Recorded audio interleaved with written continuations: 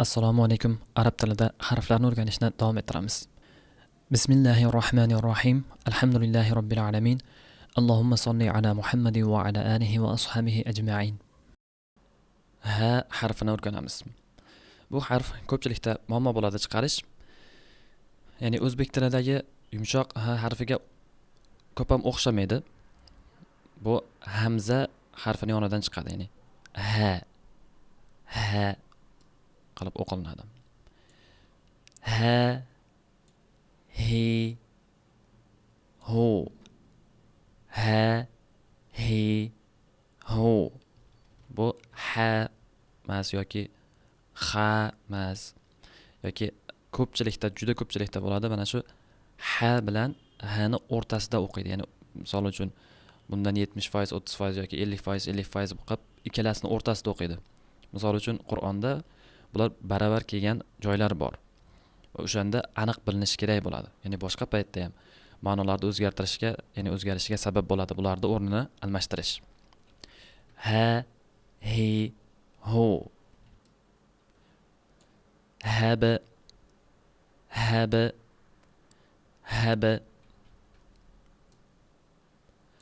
Ham, ham, ham. هل هل هل هو هو هو هي هي هي هم هم hum. Yana bu ko'pchilikda bo'ladi. Mana shu hum, ya'ni zamma bilan kelganda chiqarishga qiynalishadi. Hum qilib, ya'ni umuman yo'qolib ketib qolishi bor. Hum qilib. Arab tilidagi ha aniq chiqishi kerak. Hum ha bilinishi kerak. Va keyingisi zuh. Bunda ham qiynalishadi. Zuh ha mana shu yerda zuh yoki zuh bo'lib ketadi. Zuh hani ham ozgina mana shu sirg'aluvchiligini bildirish kerak. Ya'ni ozgina havo chiqishi bo'ladi. Zuh aham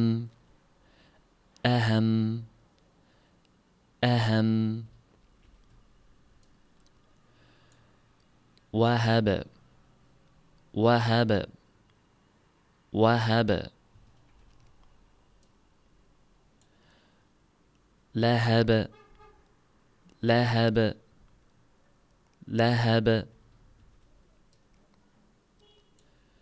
وهم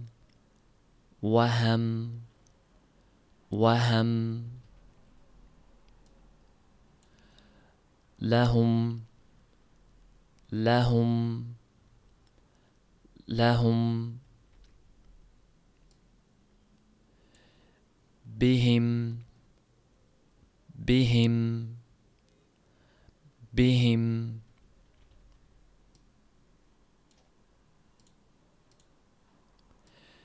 منه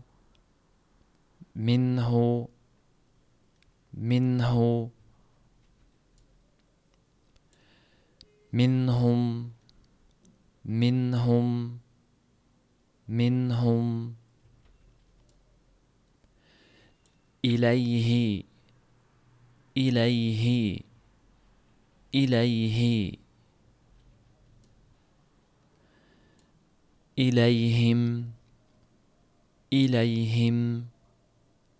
إليهم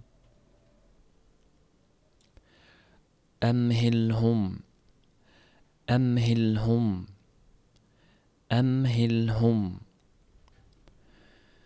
Mana shu ha harfiga sal to'xtalamiz.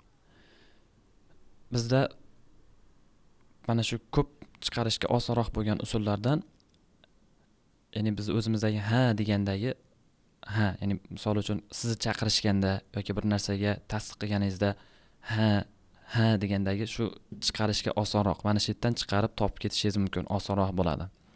yoki bo'lmasam kasrali holatlarda nisbatan osonroq bo'ladi. Misol uchun bihim deyilganda bihim hi shunda nisbatan osonroq bo'ladi. Yoki bo'lmasam aham, vahab, lahab mana shu fatha kasrali, ko'pincha kasralarda osonroq bo'ladi. Shular bilan chiqarishingiz mumkin va ko'proq harakat qilish kerak. Keyingi harfimiz fa harfi. Fa, fi, fu. Fa, fi, fu. Bu harfni talaffuzi qiyin bo'lmaydi. Ya'ni o'zbek tilida fa harfi bor. Bunda ko'p muammo bo'lmaydi. Faqat aniq bildirilishi kerak sukun bilan kelganda. Ya'ni ozgina sirg'aluvchilik holati bo'ladi. Fam, fam, fam. Fan, fan, fan. Kaf, kaf, kaf. Mana shunday sukunni kelganda ozgina havo chiqarilib bildirilishi kerak, ya'ni sirg'altirilishi kerak. Falak, falak, falak. Kafan, kafan, kafan. Nafar, nafar, nafar. Fawru, fawru, fawru. Mana shu yerda f bilan v baravar kelganida, ya'ni ko'pchilikda bo'ladigani v ni f ni joyidan o'qilinadi. Ya'ni o'zbek tilidagi kabi.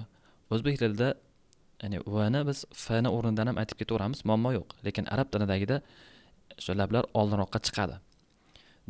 Doimo. Mana shu f ni joyidan v ni joyiga borish kerak. Ikkisini ham baravar bitta joydan o'qilinmaydi. Faz v qilib o'qilinmaydi. Fav bo'p oldinga chiqadi. Fawru. Bunda ham fawzu, fawzu, fawzu. Agar vav harfini o'zini joyidan o'qilinmasa, bunda ya'ni o'qilayotganda qalqala tushib qoladi. Favaru bo'lib qoladi yoki favazu bo'lib qoladi. Shuning uchun lablar oldinga chiqish kerak. Shunda qalqala tushmasdan o'tib ketadi. Fawzu, fahmu, fahmu, fahmu. Fikru, fikru, fikru.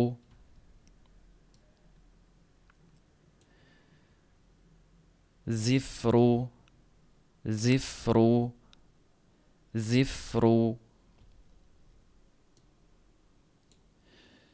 Kiflu, kiflu, kiflu.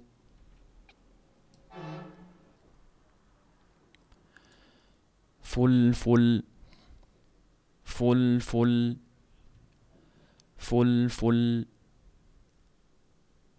Nawfar, nawfar, nawfar. Nawfal, nawfal, nawfal. Fahima, fahima, fahima. Yafhamu, yafhamu, yafhamu. Ifham, ifham, ifham. Iftatana, iftatana, iftatana. Yaftatinu, yaftatinu, yaftatinu. Iftakara, iftakara, iftakara. Yaftakiru, yaftakiru, yaftakiru. Keyingi harfimiz qof harfi. Qo, qi, qu. Qo, qi, qu. Qof harfi, ya'ni qo o'qiladi fathali kelganda, qa o'qilinmaydi. Ya'ni biz buni ro harfida ko'rib o'tdik. Xuddi shunday qof harfida ham qo o'qiladi doimiy. Ya'ni hech qachon qa o'qilinmaydi. Qolgan fathali, kasrali, zammali holatlarda farqi yo'q. Ya'ni doimiy bir xil o'qilinadi. Qi, qu bo'lib. Lekin ko'pchilikda adashish mumkin bo'lgan holatda fathali kelganda qa o'qib qo'ymanglar. Qo o'qiladi. Va yana shu qof harfiga oid bir narsa, bu harfda ham qalqala sifati bor. Biz ba harfida ko'rib o'tdik. Ya'ni ab o'qilinmadida abi o'qidik yoki ibnu deb o'qidik. Qof harfida ham xuddi mana shu sifat bor. Eslatib o'taman, 5 ta harfda, ya'ni 28 ta harfdan 5 tasida qalqala sifati bor. Ulardan ikkitasini ko'rdik, ya'ni bittasini oldingi darslarda ko'rdik. Ba harfi, ikkinchisi mana shu hozir o'rganayotganimiz qof harfida bor. Ya'ni zuq deb bildirmasdan o'qilinmaydida zuq, zuq yoki bo'lmasam aqo, aqo. Mana shunday o'qilinishi kerak, ya'ni bildirilishi kerak bo'ladi. Agar bularda qalqala bildirilmasa, harf yo'qolib qoladi. Misol uchun aq, aq yoki zuq, zuq bo'lib qoladi. Shuning uchun ham qalqala bor, aniq bilinadi. Bilintirilishi kerak bo'ladi. Zuqo, zuqo. Keyin buni zuqo deb o bilan o'qilinmaydi. Ya'ni qalqalaning o'zini xos sifati bor. Ya'ni qalqalaning o'zini sifati bo'ladi. Zuqo. Qin, qin, qin. Qul, qul, qul. Lam harfiga qalqala tushirmanglar. Qum, qum, qum. Qif, qif, qif. Qih, qih, qih. Qalbu, qalbu, qalbu. Qabalu, qabalu, qabalu. Fawqu, fawqu, fawqu. Qalam, qalam, qalam. Qamar, qamar, qamar. Laqaba, laqaba, laqaba. Qumqum, qumqum, qumqum. Iqtaraba, iqtaraba, iqtaraba. Mana shu yerda qof qalqalasiga e'tibor beramiz va roni cho'zmanglar, ko'pchilik cho'zib qo'yadi. Iqtaraba deb o'qiydi. Iqtaraba. Yaqtaribu, yaqtaribu, yaqtaribu. Inqalaba, inqalaba, inqalaba. Yanqalibu, yanqalibu, yanqalibu. Bu qismda qof harfini kaf harfidan farqini ko'rsatib o'tilgan. Kadar, qadar, kadar, qadar. Falak, falaq, falak, falaq. Farqu, farqu, فرق فرق. شين حرف شا شي شو شا شي شو. رش رش رش. Bunda ham f harfini ko'rib o'tdik. Bunga yaqin holatda ozgina sirg'alish bo'ladi. Rosh emasda rosh ozgina bilintiriladi. Bush bush bush. Juda ko'payib ketmasin. Shar shar shar. Shaq shaq shaq. Sham sham sham. Shak shak shak. Bishru bishru bishru. Bu yerda shirba yozilib qolibdi. Aslida bu sizlarning kitoblaringda shirbu bo'lishi kerak. Shirbu shirbu shirbu. Shahru shahru shahru. Nashru nashru nashru. Shukru shukru shukru. Shurbu shurbu shurbu. Mashrab mashrab mashrab.